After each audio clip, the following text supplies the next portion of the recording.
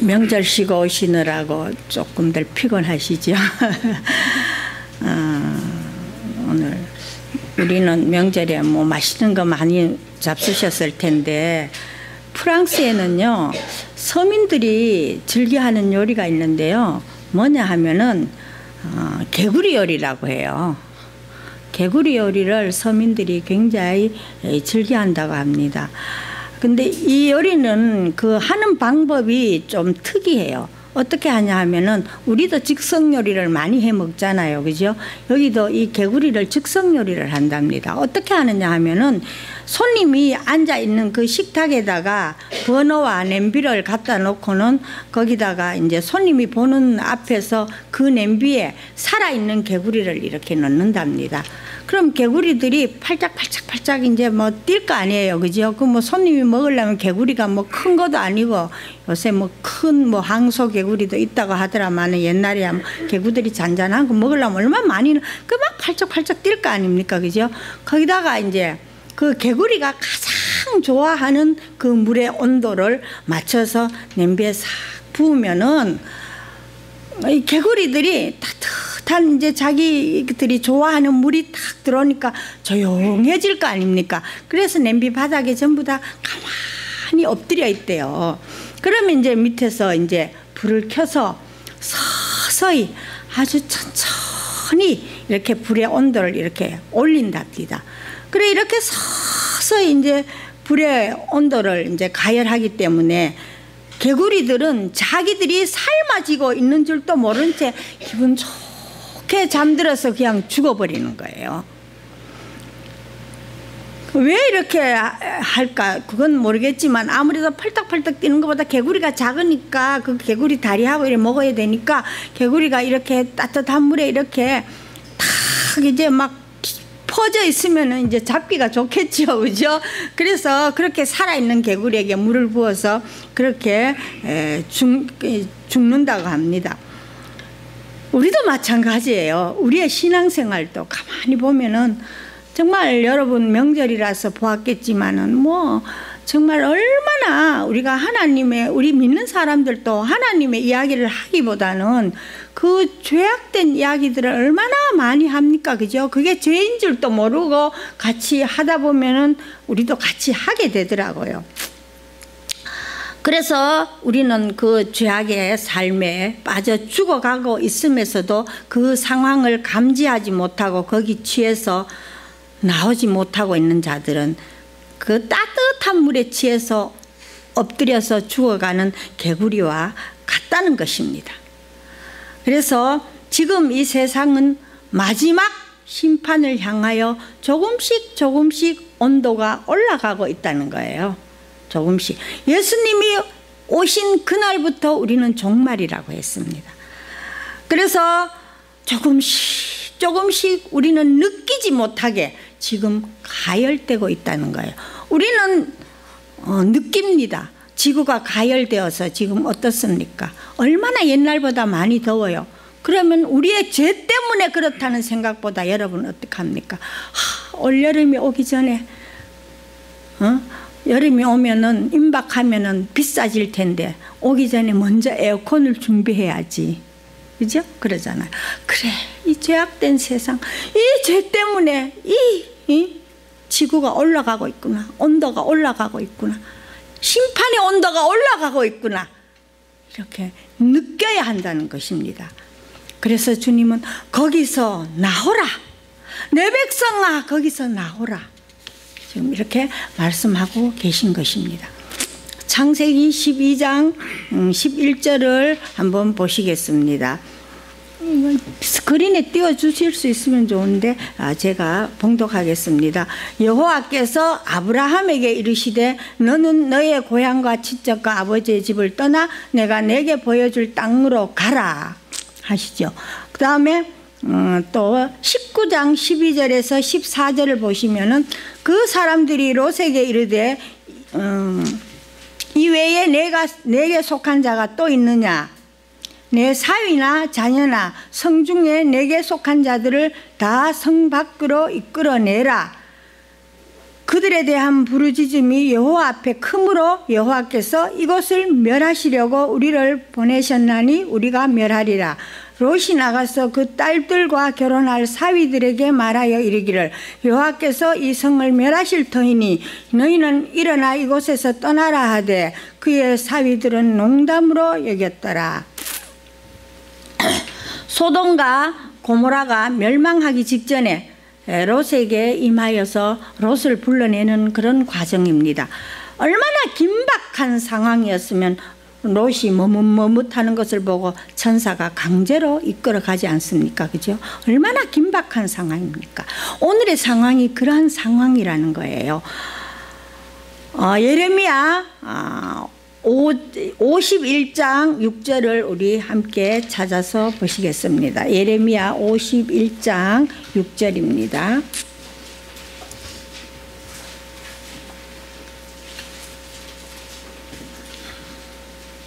예레미야 51장 6절입니다. 함께 읽겠습니다.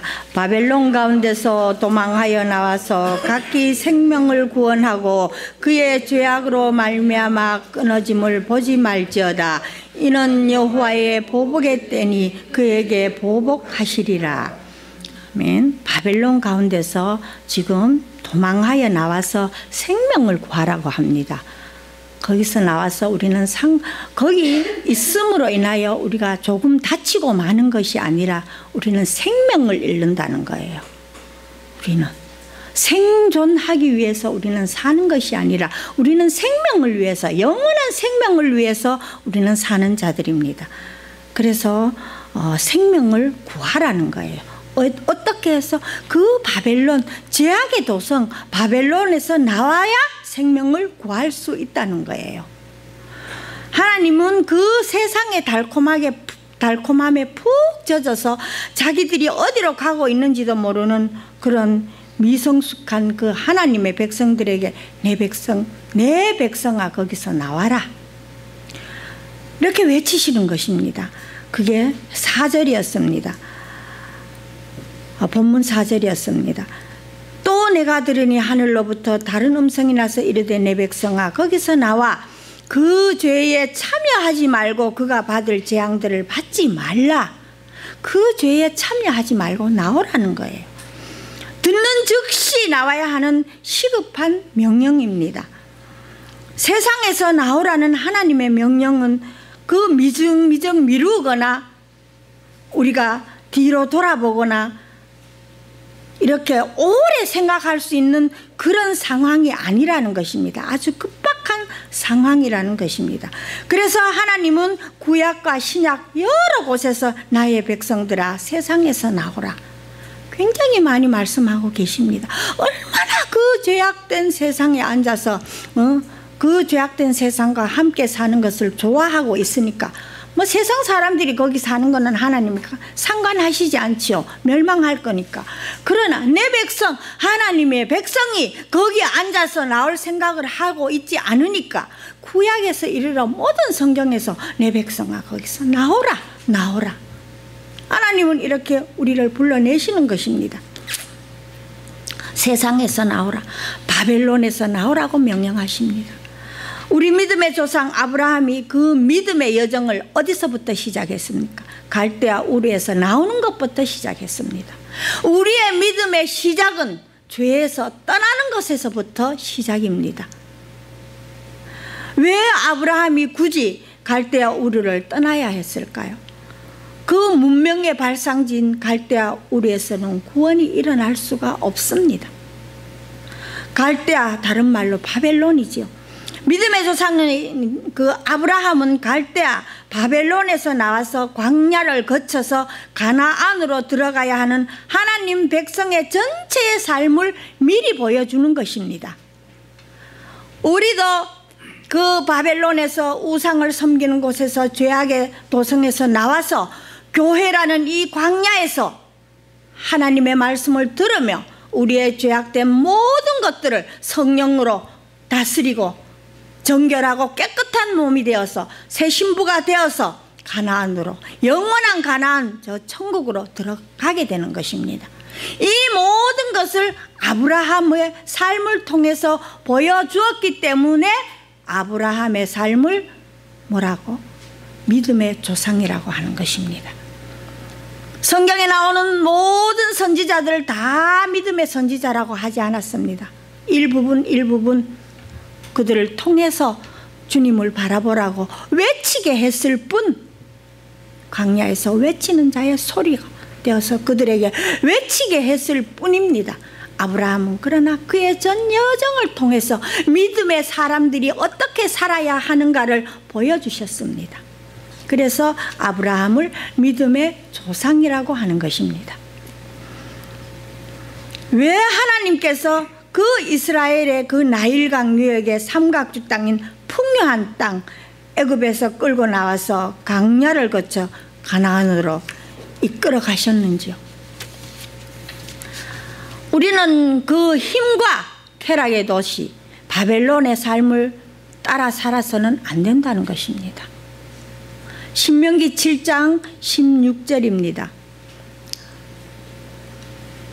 내 하나님 여호와께서 내게 붙이신 모든 민족을 내 눈이 국률이 보지 말고 진멸하고 그 신을 섬기지 말라. 그것이 내게 옳음과 되리라. 하나님은 택하지 않은 민족들은 국률이 보지도 말고 그냥 몇 대 때리고 치우라는 게 아니라 아예 진멸해버리라고 하십니다. 아예 없애버리라고 하십니다. 그렇게 택한 민족과 택하지 않는 민족은 그만큼 차이가 난다는 거예요. 아예 진멸하라는 것입니다. 여호와께서 이스라엘에게 가나안의 모든 민족을 한 사람도 남기지 말고 모두 진멸하라는 명령을 하셨습니다. 그 말은 하나님의 백성들 이외에 세상이 추구하는 그 힘의 원리와 자기 배만 위해서 사는 그 우상숭배의 삶은 너희들의 삶 속에서 조금도 남겨두지 말고 아주 씨를 말려버리라는 거예요. 우리들의 삶 속에 오직 우리의 이 심령은 무엇입니까? 성전입니다. 이 성전에 오직 거룩하신 하나님의 영이 우리를 이끌어 가야지 죄악된 것들이 들어와서 우리를 이끌어 가게 하는 그 모든 것들을 조금도 남겨두지 말고 아예 진멸하라, 씨를 말려버리라는 거예요. 하나님의 자녀들은 거기서 나오라는 하나님의 말씀이 떨어지면 그 길에서 돌이켜 나오게 됩니다. 어떻게 해서든지 하나님은 나오게 하십니다. 하나님이 팔을 끌고 나오는데 나는 싫어, 여기서 싫어 하고 앉아 계셔 보십시오. 어떻게 하시는지 하나님이. 어떻게 해서 때리셔서 끌어오시든지 어떻게 해서든지 하나님의 방법으로 우리를 끌고 나오십니다. 하나님이 끌고 나오시는 그 길에 따라오는 우리는 괴롭고 힘들고 아픕니다. 그게 축복이라는 거예요. 여러분 많이 아프시지요? 많이 힘드시지요? 세상과 다르게 살려면 얼마나 힘듭니까? 그러나 그것이 영원히 살게 되는 축복이라는 것입니다. 지금까지 자신의 배만을 위해 살던 그 이기적인 삶에서 돌이켜 하나님의 말씀을 쫓아 자신을 비우고 자신을 부인하며 자기 이웃과 하나님을 목숨 걸고 사랑하는 그 이타적인 삶으로 돌이키게 되는 것입니다. 거기에는 세상적으로 볼 때 엄청난 손해가 감수되어야 합니다. 그러나 그 모든 것을 감수하고라도 하나님의 말씀대로 살기로 하는 그 의지와 선택이 그리스도인의 삶 속에서 나오게 되는 것이에요. 그렇게 세상 속에서 돌이켜 나오는 하나님의 백성 이외의 모든 자들과 그들을 움켜쥐고 있는 그 마귀의 세력 전체가 바로 큰 성 바벨론이라는 것입니다. 여러분, 우리가 기도하고 은혜 받을 때는 정말 내가 어떤 위치에 있어도 날마다 기쁘고 날마다 마음속에서 정말 하나님의 찬양이 흘러나옵니다. 그러나 어쩌다가 마귀에게 사로잡히는 날이면 모든 게 짜증나고 싫고, 심지어 눈에 넣어도 아플래 아들이 자녀가 와서 때 아닌 시간에 와서 밥 차려달라 해도 귀찮고, 그렇게 백년해로 하자던 남편이 와도 에이 평생 왼수 이런 말을 하죠. 그죠? 우리는 그렇더라는 거예요.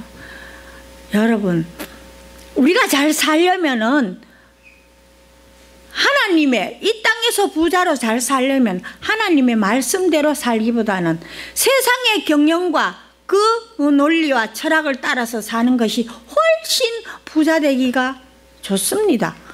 여러분, 이번에도 성전 교회당 건축을 위해서 여러분들이 헌금을 많이 하신 분들이 계시더라고요.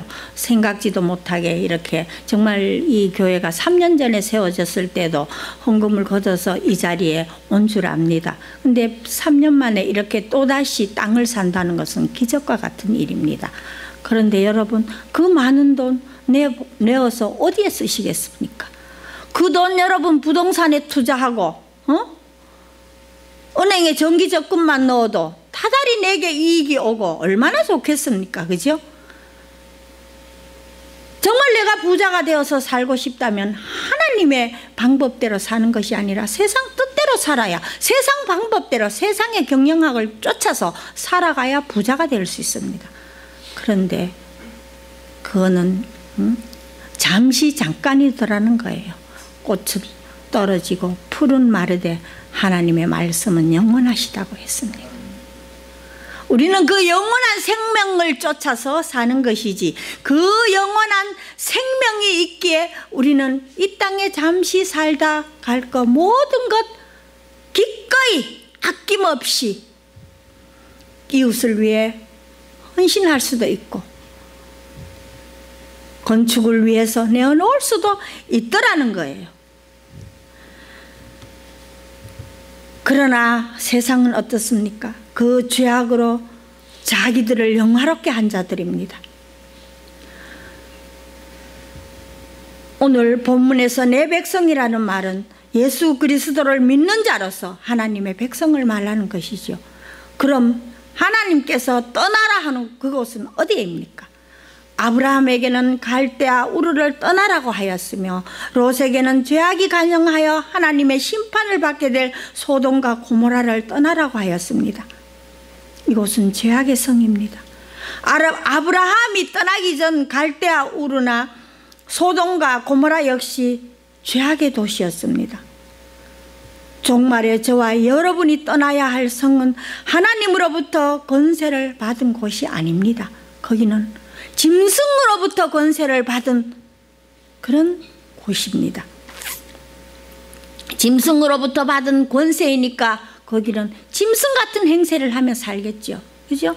서로 먹고 서로 많이 가지고 서로 사치하며, 우리 출세하려면 남을 빨지 않고는 출세할 수가 없습니다. 국무총리 청문회 하는데 여러분 얼마나 많은 사람이 떨어졌습니까? 이번에도 겨우 턱걸이해서 당선이 되었지요. 그죠? 거기까지 올라오는 과정에서 얼마나 많이 비리를 저질렀으며 얼마나 많은 사람들, 연약한 자들 빨고 올라왔겠습니까? 거기서 떠나라는 거예요. 그래서 하나님이 그 짐승이 다스리는 그 죄악된 도성에서 떠나라는 거예요. 심판하시기 때문에. 내 백성아 거기서 나오라고 하시는 것입니다. 그들은 불의와 죄악으로 자기를 영화롭게 한 자들입니다. 하나님께 돌려야 할 영광을 사람들은 불의로 자기를 영화롭게 하며 자기가 그 여왕의 자리에 앉아서 영화로움에 빠져서 온갖 악행들을 행하는 자들입니다. 사치하며 향락에 빠지며 행음하며 음행에 취하여 비틀거립니다. 저는 이 명절 되면은 명절날 밤 수요 예배나 금요 예배 되면 이 삼천포에서 가장 유흥가 긴 골목을 지나서 교회까지 오게 됩니다. 정말 불야성 같더라고요. 돈이 없다는 말이 무색합니다. 웬 돈들이 그렇게 많은지. 새벽 예배 하러 이렇게, 요즘은 제가 새벽 예배 안 나옵니다만은 오잖아요. 명절 뒤에는 보면은 그때도 새벽 예배 하러 올 때도 아직도 영업도 할 뿐더러 아직도 그 참 술에 취해서 깨어나지 못하고 비틀거리고 돌아다니더라고요.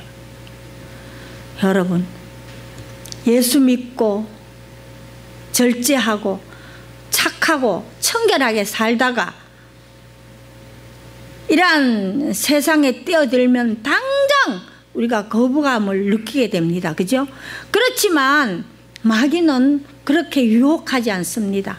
갑자기 뜨거운 물을 개구리에게 확 부어버리면 개구리들이 놀라서 펄쩍 뛰어나올 것입니다. 나오는 개구리도 있고 미처 못 나오는 개구리도 있겠지요. 개구리에게 따뜻한 물을 부어주듯이 마귀도 마찬가지입니다. 그 정도는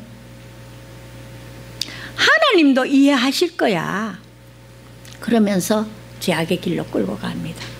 괜찮아, 그 정도는. 지금이 어느 세상인데 그 코리타분한 얘기 좀 그만해. 너만 예수 믿냐? 그렇게 점점 서서히 온도를 높여가면서 우리의 영혼을 사냥질해 갑니다. 그것이 마귀의 정체입니다. 그 바벨론의 죄악상을 한번 보겠습니다. 5절입니다. 그 여자의 죄는 하늘에까지 닿았고 하나님께서는 그 여자의 불의한 행위를 기억하신지라. 하나님께서는 다 기억하시고 계신답니다. 우리의 착한 행실도 기억하시지만 그 악한 사람들의 그 죄악상도 하나님은 다 기억하고 계신다는 거예요. 하나님은 전지전능하신 분이십니다. 이 구절이 구약 어디에서 인용되었는지 한번 보겠습니다. 오늘 계시록에서만 말씀하시는 것이 아니라 구약에서도 계속해서 말씀해 오고 계십니다. 예레미야 51장 7절에서 9절입니다. 함께 찾아보시겠습니다.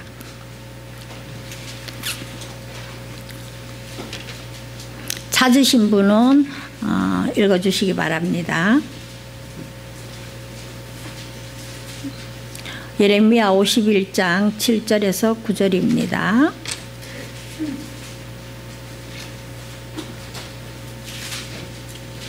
다 찾으셨습니까?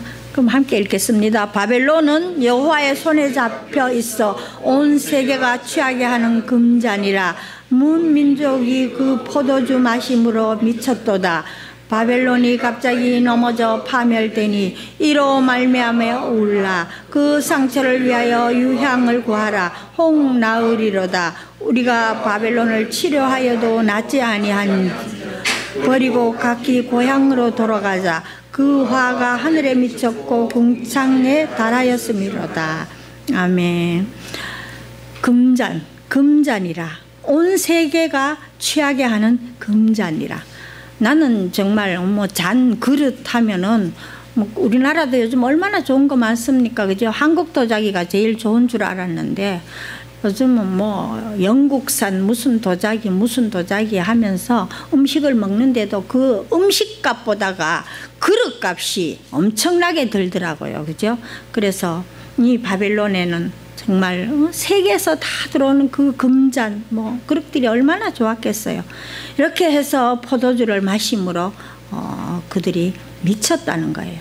얼마나 악한지 그 죄가 하늘에 미쳤고 궁창에 달하였다고 합니다. 5절에도 그 여자의 죄는 하늘에 닿았고 그 여자의 불의한 행위를 기억하신지라. 본절에도 그렇게 말하고 있죠. 그러면 여기서 하늘에 닿았다. 이 하늘에 닿았다라는 말이 옛날 성경에는 하늘에 사무쳤다라고 되어 있습니다. 여기서 닿았다, 사무쳤다라고 번역이 된 헬라어 동사 콜라오는 쌓이다라는 뜻입니다. 쌓이다. 그러니까 우리가 회개하지 않고 세상의 힘의 원리에 따라 하루하루 살아가는 그 모든 것들이 차곡차곡 죄로 쌓이고 있다는 거예요. 우리가 하루하루 조금씩 모르게 지어가는 이 죄들이 죄로 쌓이게 되더라는 거예요. 우리가 날마다 칫솔질을 하잖아요. 그죠? 날마다 칫솔질을 해도, 깨끗하게 한다고 해도 1년에 한 번 병원에 가서 치석을 제거하면 제거가 되죠. 그죠? 그런데 이렇게 날마다 칫솔질을 해도 1년에 한 번씩 치과에 가면 치석이 쌓이는데, 우리가 날마다 회개하지 않고 우리가 살아간다면 그 죄가 얼마나 쌓이겠느냐는 거예요. 노아 때 죄가 하늘에 사무쳤기 때문에 하나님은 물로 심판을 하십니다. 또한 소돔과 고모라의 죄가 하늘에 닿았기에 소돔과 고모라를 불로 심판을 하셨습니다. 바울도 로마서에 동일한 말을 하고 있습니다. 로마서 5장 2절에 다만 내 고집과 회개하지 아니한 마음을 따라 진노의 날 곧 하나님의 의로우신 심판이 나타나는 그날에 임할 진노를 내게 쌓는도다 라고 말하고 있습니다. 죄를 쌓는다라는 말을 들으면 생각나는 게 있죠. 구약에서 세상 사람들이 죄를 하늘까지 쌓아 올린 사건이 있습니다. 그게 무슨 사건입니까? 바벨탑 사건이죠. 인간들은 우리가 우리 힘으로 하늘에 올라가자 하고 자신들의 힘을 과시하면서 벽돌을 한 장 한 장 쌓아 올렸습니다. 하나님은 그 혼란의 탑 바벨론을 단번에 무너뜨려 버렸습니다.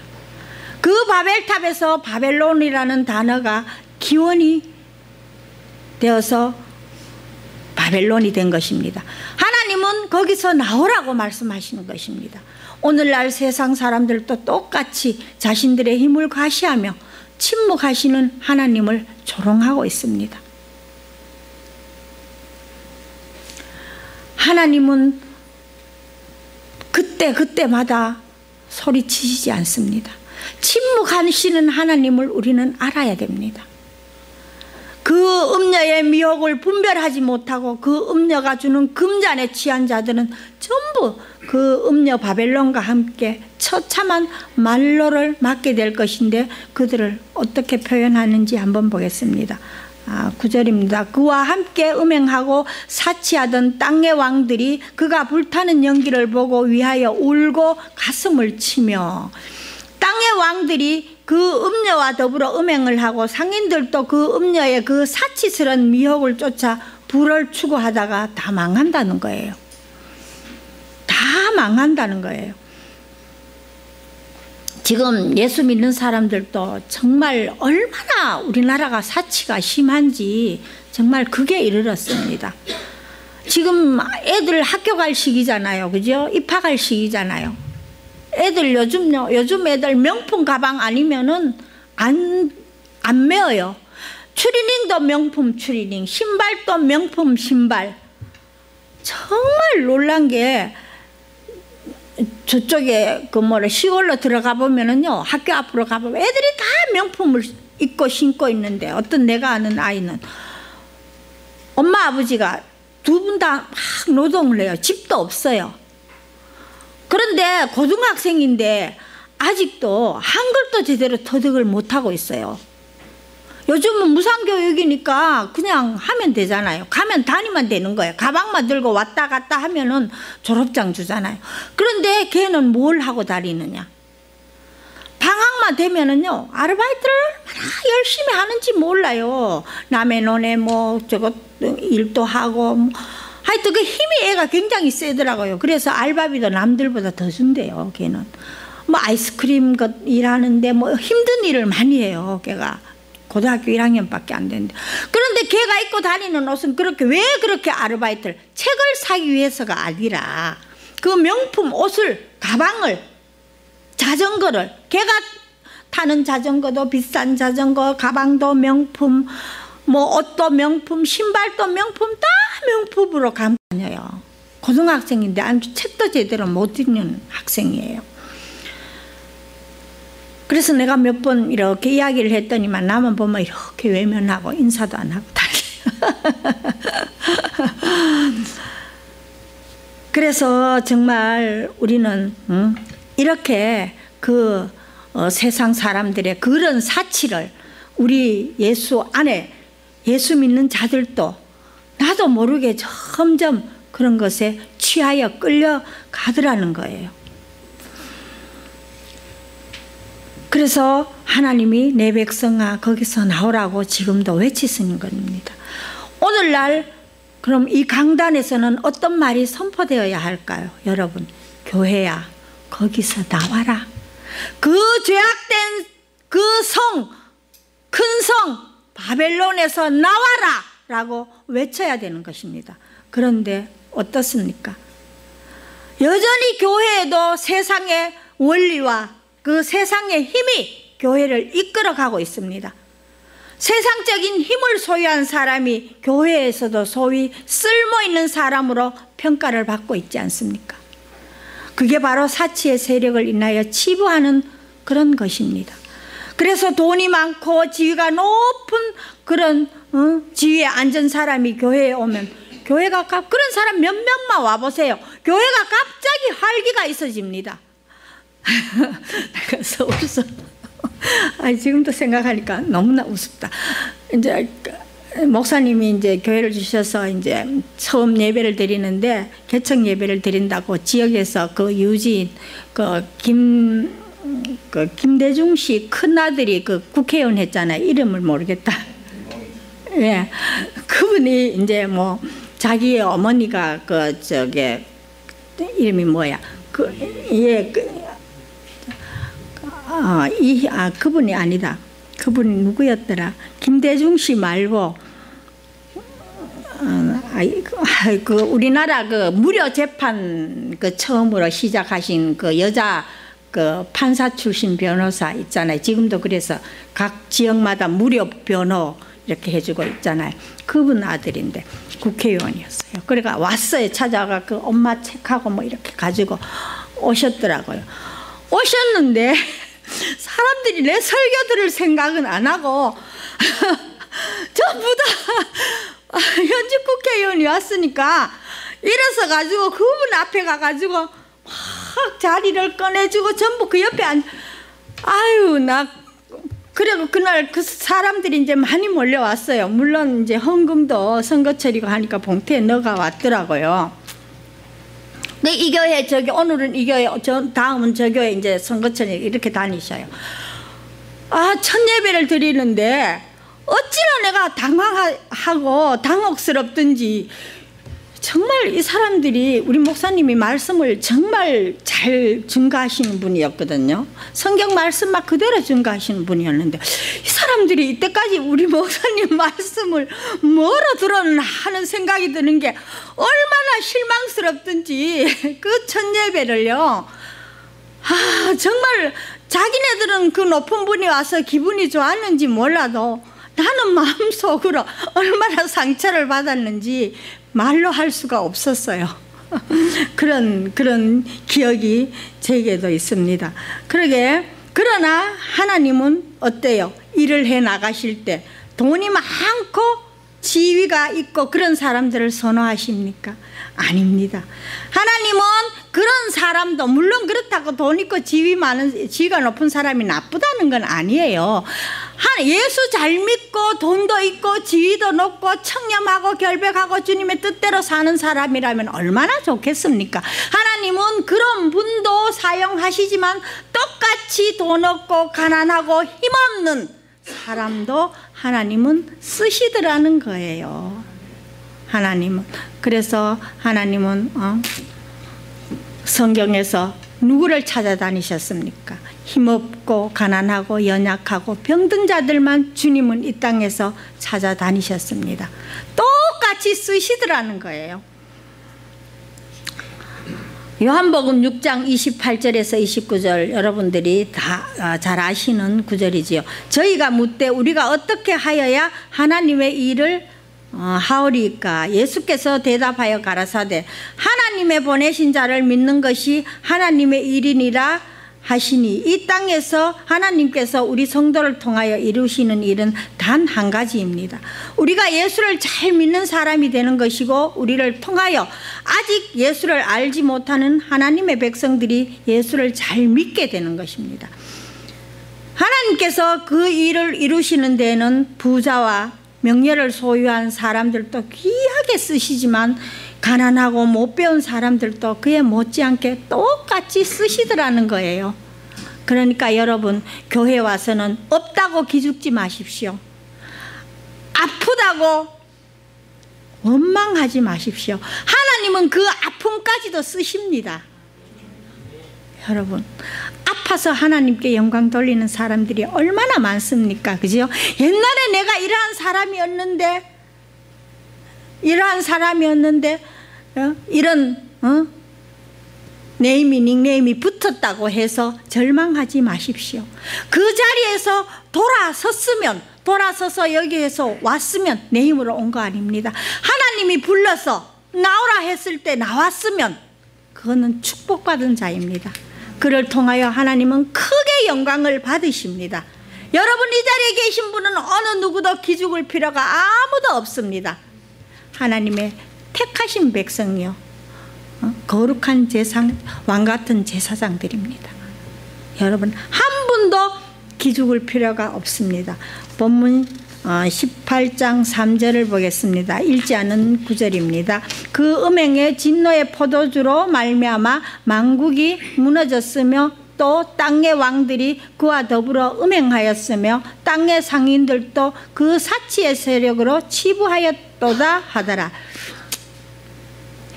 땅의 왕들이 그 음녀와 더불어서 음행을 하고 상인들도 그 음녀의 그 사치스런 미혹을 쫓아 부를 추구하다가 다 망한다는 거예요. 사치의 세력을 인하여 치부하였다. 우선 여러분, 이렇게 누가 사람이 딱 찾아오면 어떻습니까? 우리는 한번 딱 훑어봅니다. 그러면 그 사람의 외모에 무엇을 입고 무엇을 정말 명품 옷에 이렇게 가방에 뭐 보석 몇 개 이렇게 하고 오면은 벌써 우리는 주눅이 듭니다. 그죠? 주눅이 듭니다. 그렇게 땅의 왕들이 더 음녀와 더불어 음행을 하고 상인들도 그 음녀의 사치스런 미혹을 쫓아서 부를 추구하다가 다 망한다는 거예요. 옛날에 큰 교회들은 이렇게 구역 예배를 집집마다 우리 교회는 안 하는데 집집마다 돌아가면서 이렇게 합니다. 그런데 이제 가난한 사람들이, 저는 논현동에 있을 때 옛날에 이제 처음 예수 믿고 사랑의 교회에서 구역 공부를 하는데 논현동에 있는 그 구역장님이 이렇게 자기 집에서 많이 해요. 근데 거기는 논현동이라 그 차병원 근처라 잘 사는 분들이 엄청나게 많았어요. 전부 단독주택이에요. 정말 잘 사는 사람들은 아파트에 안 살아요. 어느 집은 가보니까 제가 깜짝 놀랐어요. 밑에다가 지하실에 손님 접대용 노래방에서부터 뭐 없는 게 없더라고요. 없는 게 없어요. 그렇게 사치스럽게 그렇게 살더라고요. 그러면서 그들은 이제 외부 손님들이 오면은 이렇게 뭐 접대한답시고 같이 노래 부르며 이렇게 하는 것들이 나도 모르게 그 개구리가 온도를 느끼지 못하듯이 점점 제약의 길로 끌려 들어가더라는 거예요.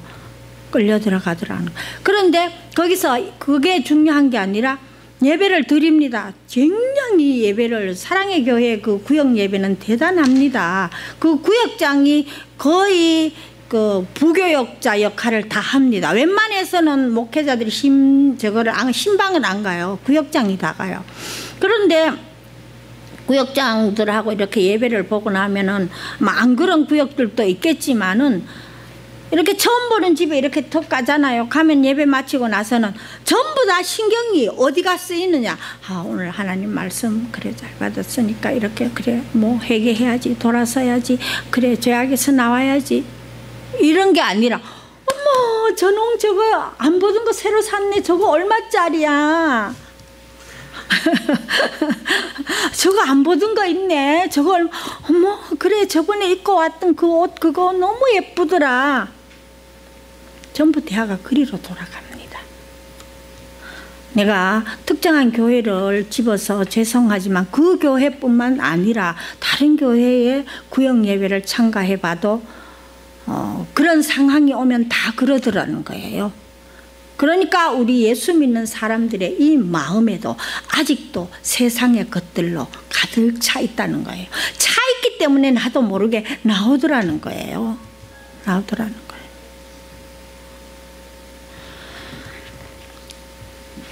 그래서 하나님은 이렇게 거기서 그 제약된 세상에서 나오라는 거예요. 우리의 정말 이 심령, 이 성전에는 정말 오직 주님만 차지하고 있어야 돼요. 우리가 바라볼 것은 오직 십자가뿐이라는 거예요. 야고보서 4장 4절입니다. 제가 설교를 좀 길게 해서 또 끊겠습니다. 가늠한 여인들아 세상과 벗된 것이 하나님과 원수됨을 알지 못하느냐. 그런즉 누구든지 세상과 벗이 되고자 하는 자는 스스로 하나님과 원수되는 것이니라. 여기서 가늠하는 여인들이란 그 세상이 좋아서 짝하고 하나님을 잊어버리고 자기 중심으로 살아가는 사람들이겠죠. 그죠? 그래서 놀이동산에 가면은 어린이들이 타는 그 놀이기구 중에 가장 어린 아이들이 타는 게 뭡니까? 안전하게 타는 게. 여러분들 아기를 안 키워봐서 모르죠. 이제 다 커버려서 그죠? 어릴 때 이런 애들 데려가면 회전목마, 그죠? 회전목마를 타죠. 회전목마는 어떻게 탑니까? 이렇게 기둥이 이렇게 있어서 그 기둥에 연결된 그 원에다가 그지 목마들이 쭉 회전하면서 타니까 안전하잖아요. 애기들이 그냥 이제 말이 굴르는 그런 쿠션 맞추기 때문에 얼마나 안전해요. 그래서 어린 아이들이 여기를 탑니다. 그런데 애들이 좀 더 크면 그거 안 탈라 그래요. 그럼 뭐 탑니까? 범퍼카 아시죠? 그죠? 범퍼카는 지 멋대로 다니면서 지가 운전해 가면서 옆에 애하고 이리 부딪히고 저리 부딪히고 하면서 그 재미로 탑니다. 그래도 쾅 하고 부딪히면 막 좋다고 애들이 울기도 하고 웃기도 하고 이러면서 그 재미로 탄다는 거예요. 이렇게 우리의 재성은 이렇게 어린 아이들까지도 그 안전한 회전목마보다는 이렇게 남하고 받고 상처내고 이러는 그런 범퍼카를 더 좋아하더라는 거예요. 좋아하더라는 거예요. 그래서 우리의 죄성은 정말 우리 안에서 깨끗이 씻어내기가 힘든다는 거예요. 그래서 우리는 그 날마다 칫솔질을 하듯이 날마다 회개하며 정말 하나님의 그 십자가만을 붙잡고 바라볼 때 우리는 그 죄악의 도성에서 나올 수 있다는 거예요. 조금 이 정도는 괜찮아. 뭐 어느 장로도 뭐 어떻게 하던데 목사도 심지어 목사도 이러던데 하면서 범퍼카를 즐기다 보면 어느새 냄비 안에 있는 개구리처럼 우리는 자는 듯이 사망에 이르게 된다는 것입니다. 시편 1편을 읽어드리고 마치겠습니다. 복 있는 사람은 악인들의 꾀를 따르지 아니하며 죄인들의 길에 서지 아니하며 오만한 자들의 자리에 앉지 아니하고 오직 여호와의 율법을 즐거워하여 그 율법을 주야로 묵상하는도다. 그는 시냇가에 심은 나무가 철을 따라 열매를 맺으며 그 잎사귀가 마르지 아니함 같으니 그가 하는 모든 일이 다 형통하리로다. 악인들은 그렇지 아니하며 오직 바람에 나는 겨와 같도다. 그러므로 악인들은 심판을 견디지 못하며 죄인들이 의인들의 모임에 들지 못하리로다. 무릇 의인들의 길은 여호와께서 인정하시나 악인들의 길은 망하리로다. 아멘.